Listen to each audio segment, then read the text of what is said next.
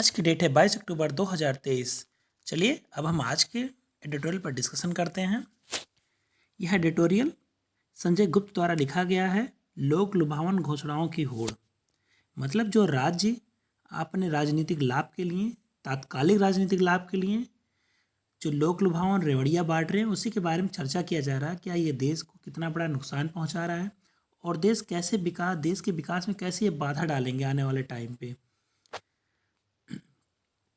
राजनीतिक दल ये समझने को तैयार नहीं कि कौन सी योजना लोगों को आत्मनिर्भर बनाती है और कौन उन्हें अपने पैरों पर खड़ा करने से रोकती है। 5 राज्यों के चुनाव की घोषणा होने के साथ ही लोक लुभावन घोषणाओं का सिलसिला कायम हो गया है। तेलंगाना में सत्तारूढ़ भारत राष्ट्र समिति की ओर से जारी घोषणा पत्र में गरीबों को 2 कमरों का घर, 400 रुपये में रसोई गैस सिलेंडर देने और किसानों को दी जाने वाली सालाना 10,000 रुपये की राशि को 16,000 करने का वादा किया गया है। इसी के साथ पुरानी पेंशन योजना पर विचार करने का आश्वासन दिया गया है। इसके जवाब में तेलंगाना कांग्रेस नेताओं ने भी ऐसे संकेत दिए हैं कि वे अपने घोषणा पत्र में विवाह के समय लड़कियों के 1 लाख रुपए के साथ 10 ग्राम सोना और छात्रों को मुफ्त इंटरनेट दे सकते हैं। मध्य प्रदेश में कांग्रेस की ओर से जो घोषणा पत्र जारी किया गया है, उसमें किसानों का कर्ज माफ करने के साथ 100 यूनिट तक का मुफ्त एवं 200 यूनिट तक का आधे मूल्य पर बिजली देने का वादा किया गया है। कांग्रेस ने यह आश्वासन भी दिया है कि वह किसानों का बकाया बिल माफ़ कर देगी। उसने पुरानी पेंशन योजना लागू करने का वादा करने के साथ यह भी कहा कि वह आईपीएल की टीम बनाने की कोशिश करेगी। साफ है, राजनीतिक दल लोक लुभावन घोषणाओं के मामले में किसी भी सीमा तक जाने को तैयार है। जब कोई एक दल लोक लुभावन घोषणाएं करता है तो दूसरा भी वैसा ही करने की विवश हो जाता है। इसी कारण ऐसी घोषणाएं करने की होड़ बढ़ती जा रही है। चुनाव के पहले लोक लुभावन घोषणाएं करना कोई नई बात नहीं, लेकिन अब ऐसी घोषणाएं कुछ ज़्यादा ही होने लगी हैं। इसका कारण यह है कि कुछ दल ऐसी घोषणाएं करके सत्ता में आने में सफल रहे हैं। अब सभी दलों का यह लगने लगा कि मुफ्त बिजली, पानी, मोबाइल, लैपटॉप, साइकिल, स्कूटी आदि देने की घोषणाएं करके चुनाव जीते जा सकते हैं।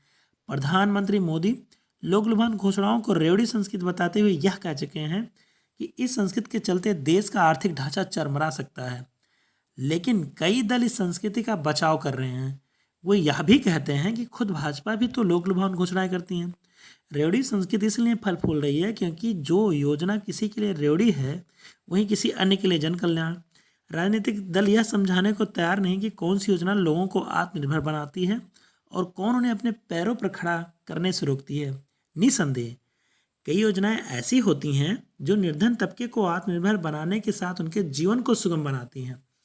ऐसी कई योजनाएं मोदी सरकार भी चला रही है। मोदी सरकार की रसोई गैस, बिजली, शौचालय, आवास प्रदान करने वाली सामाजिक विकास की अनेक योजनाओं की विशेषता यह है कि उनका क्रियान्वयन प्रभावी ढंग से किया गया है। कुछ राज्य सरकारों ने भी अपनी योजनाओं को प्रभावी ढंग से लागू कर लोगों का जीवन सुगम बनाया है। सामाजिक उत्थान की योजनाएं न केवल ऐसी होनी चाहिए जो लोगों को आर्थिक रूप से सक्षम बनाएं, बल्कि वे आर्थिक नियमों के अनुकूल भी होने चाहिए। जब आर्थिक नियमों की अनदेखी कर लोक लुभावन घोषणाएं करने वाले दल सत्ता में आ जाते हैं तो वे उन्हें लागू कर पाने में सक्षम नहीं हो पाते। नतीजा यह होता है कि वे उन्हें आधे अधूरे ढंग से लागू करते हैं। कोई भी सरकार अपनी लोक लुभावन घोषणाएं तभी पूरा कर सकती है जब वो आर्थिक रूप से सक्षम हो। मोदी सरकार जन कल्याण की अनेक योजनाएं संचालित कर पा रही हैं तो इसलिए कि देश की अर्थव्यवस्था तेजी से बढ़ रही है। विश्व में शायद ही कोई ऐसा देश है जहां कमजोर तबके के उत्थान के लिए शिक्षा, स्वास्थ्य से जुड़ी सामाजिक योजनाएं न चलती हों। लेकिन जो देश आर्थिक नियमों की अनदेखी करके ऐसी योजनाएं चलाते हैं वे आर्थिक संकट से घिर जाते हैं। ऐसे अनेक देशों के उदाहरण हमारे सामने हैं। इनमें कई यूरोपीय देश भी हैं और पाकिस्तान सरीखे देश भी। अपने देश में आर्थिक नियमों की अनदेखी कर लोक लुभावन घोषणाएं करने वाले दलों की संख्या बढ़ती जा रही है। इनमें उन राज्यों के भी दल हैं जिनकी आर्थिक स्थिति कमजोर है। चुनाव वाले राज्यों और विशेष रूप से मध्य प्रदेश, राजस्थान और छत्तीसगढ़ के बारे में रिजर्व बैंक साफ तौर पर कह चुका है कि इन राज्यों पर बढ़ता कर्ज लंबे समय तक बरकरार नहीं रखा जा सकता। रिजर्व बैंक का यह भी कहना है कि कोरोना काल में लिए गए कर्ज के कारण इन राज्यों की भावी सरकारों को अगले 5 वर्षों के दौरान कर्ज के एक बड़े हिस्से की अदायगी करनी होगी। समस्या है कि राजनीतिक दल इस पर विचार करने को तैयार नहीं कि यदि राजस्व संग्रह का एक बड़ा हिस्सा लोक लुभावन वादों को पूरा करने में खप जाता है तो फिर विकास के काम कैसे होंगे।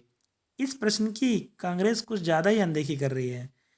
इसका एक कारण उसका वामपंथी विचारधारा से ग्रस्त हो जाना है। वह किसानों की कर्ज माफ़ी पर उसके बाद भी जोर दे रही है। ऐसी योजनाएं से किसानों का भला नहीं हुआ है। रेवड़ी संस्कृति को लेकर सुप्रीम कोर्ट से लेकर रिजर्व बैंक तक अपनी चिंता जता चुके हैं, लेकिन राजनीतिक दल बेपरवाह होकर लोग लुभावन घोषणाएं करके एक तरह से वोट खरीदने का ही काम कर रहे हैं। इसको तभी रोका जा सकता है जब सभी दलों में इसे लेकर कोई आम सहमति बने कि देश के किस हिस्से में सामाजिक उत्थान की कौन सी योजनाएं संचालित करने की जरूरत है। इस समिति को आचार संहिता का हिस्सा बनाने के साथ संसद से स्वीकृति भी ली जानी चाहिए। यह तभी हो सकता है कि राजनीतिक दलों के लिए अनिवार्य किया जाए कि वे अपने लोक निर्माण घोषणा पत्र जारी करने के पहले रिजर्व बैंक और चुनाव आयोग की स्वीकृति हासिल करें, ताकि यह परखा जा सके कि संबंधित राज्य की आर्थिक स्थिति लोक लुभावन चुनावी वादों को वहन करने की स्थिति में है या नहीं। समय आ गया कि चुनाव आयोग या सीएजी जैसी किसी अन्य संस्था को ऐसे अधिकार मिले कि वह राजनीतिक दलों को अनाप शनाप लोक लुभावन घोषणाएं करने से रोक सके। धन्यवाद। आज का एडिटोरियल समाप्त हुआ।